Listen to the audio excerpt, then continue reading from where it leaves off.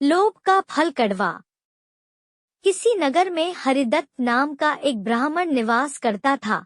उसकी खेती साधारण ही थी, अतः अधिकांश समय वह खाली ही रहता था।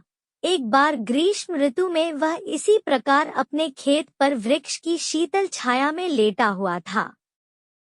सोए सोए उसने अपने समीप ही सर्प का बिल देखा। उस पर सर्प फन फैलाए बैठा था।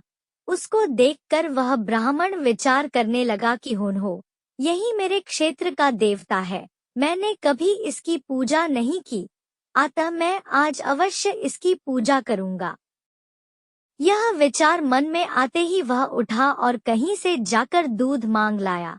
उसे उसने एक मिट्टी के बर्तन में रखा और बिल के समीप जाकर बोला, हे क्षेत्रपाल, आज तक मुझे आपके विषय में मालूम नहीं था, इसलिए मैं किसी प्रकार की पूजा अर्चना नहीं कर पाया। आप मेरे इस अपराध को क्षमा कर मुझ पर कृपा कीजिए और मुझे धन धान्य से समृद्ध कीजिए। इस प्रकार प्रार्थना करके उसने उस दूध को वहीं पर रख दिया और फिर अपने घर को लौट गया। दूसरे दिन प्रातःकाल जब वह अपने खेत पर आया तो सर्वप्रथम उसी स्थान पर गया। वहां उसने देखा कि जिस बर्तन में उसने दूध रखा था उसमें एक स्वर्ण मुद्रा रखी हुई है। उसने उस मुद्रा को उठाकर रख लिया। उस दिन भी उसने उसी प्रकार सर्प की पूजा की और उसके लिए दूध रखकर चला गया। अगले दिन प्रातःकाल उसको फिर एक स्वर्ण मुद्रा मिली। इस प्रकार अब नित्य वह पूजा करता और अगले दिन उसको एक स्वर्ण मुद्रा मिल जाया करती थी। कुछ दिनों बाद उसको किसी कार्य से अन्य ग्राम में जाना पड़ा। उसने अपने पुत्र को उस स्थान पर दूध रखने का निर्देश दिया। तदनुसार उस दिन उसका पुत्र गया और वहां दूध रख आया। दूसरे दिन जब वह पुनः दूध रखने के लिए गया तो देखा कि वहां स्वर्ण मुद्रा रखी हुई है। उसने उस मुद्रा को उठा लिया और वह मन ही मन सोचने लगा कि निश्चित ही इस बिल के अंदर स्वर्ण मुद्राओं का भंडार है।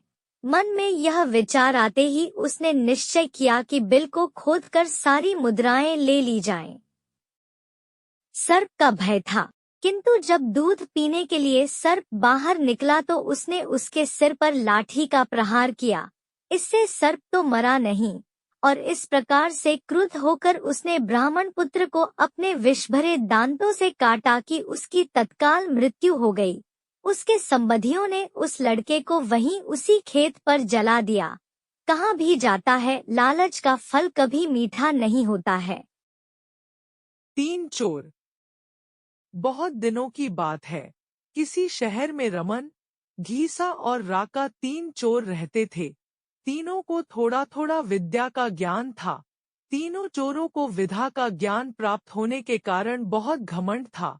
विद्या द्वारा तीनों चोर शहर में बड़े बड़े लोहे की तिजोरियों को तोड़ देते थे और बैंकों को लूट लिया करते थे।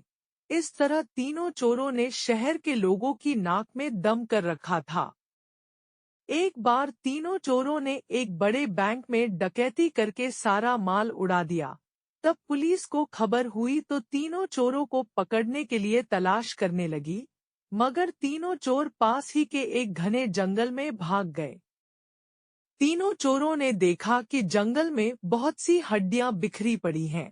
रमन ने अनुमान लगाकर कहा, ये तो किसी शेर की हड्डियां हैं।